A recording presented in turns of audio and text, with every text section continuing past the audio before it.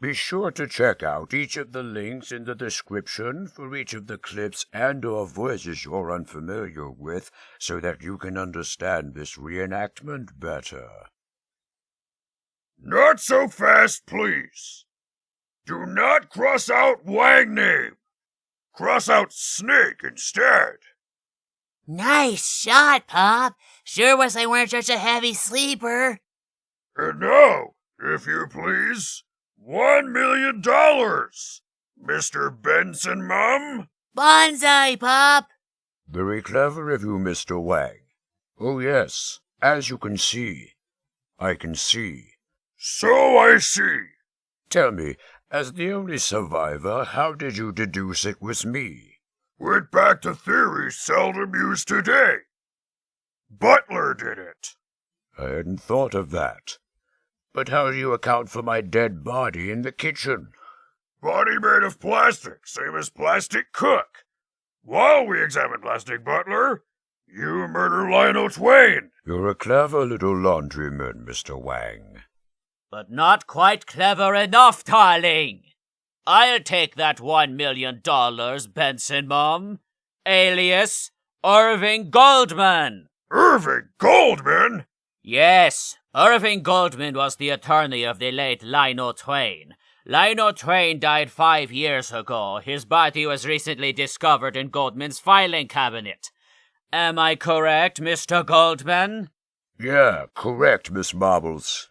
But how did you escape the poison gas? Oh, quite simple, darling. I covered my mouth and let Miss Withers here breathe in all the gas.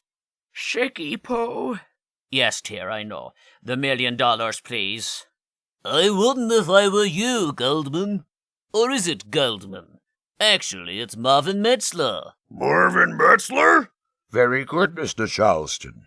But how did you know? The bill in the dead butler's hand, stating that the entire weekend had been catered.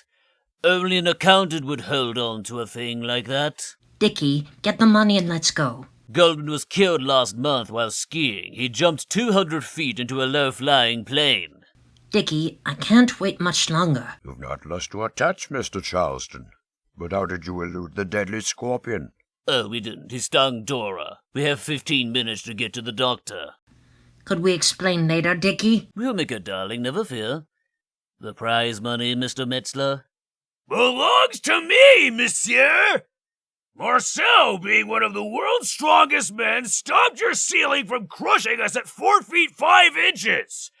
It may be months before we are able to straighten up again. Ah, my back. But $1 million will buy a lot of back braces. Eh, Miss Irene Twain, daughter of Lionel? What? I prefer to be called Rita. But how did you know? Never underestimate a Frenchman's nostrils, Miss Twain.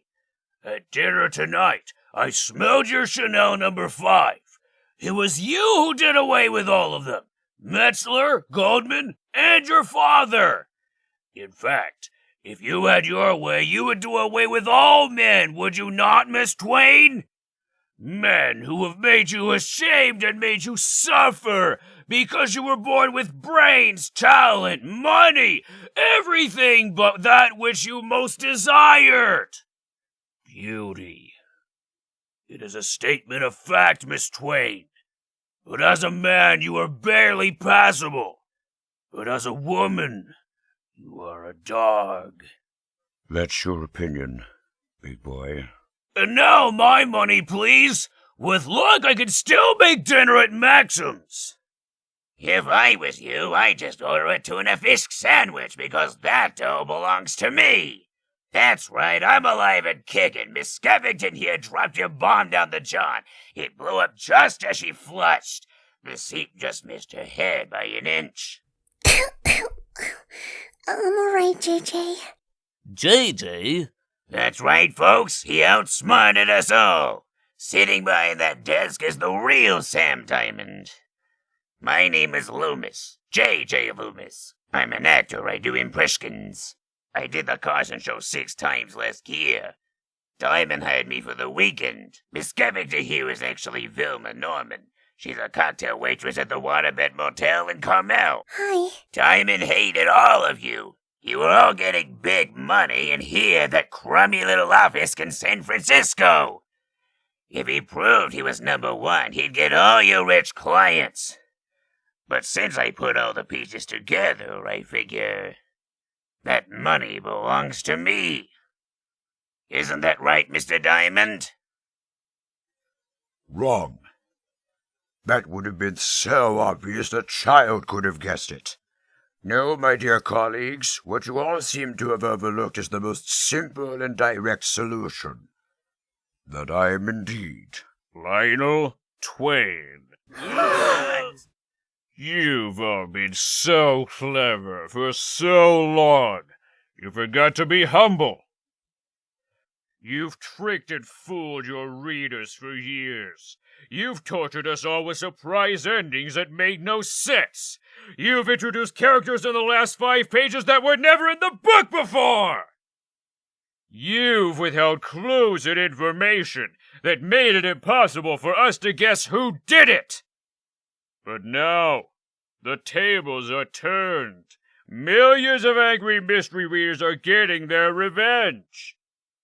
When the world learns that I've outsmarted you, they'll be selling your $1.95 books for 12 cents. It's checkout time, ladies and gentlemen. I have your bills ready. Credit cards will be accepted. Hey guys, thanks for watching, and special thanks to Christian Frades and Yoshi Tales 13 respectively for voicing Eartha Kidd and Fluttershy here. And thank all of you for supporting my channel within the past 10 years. I'm glad that I've been able to entertain you with voice impressions and so on within the past decade. Here's to hoping for 10 more and beyond!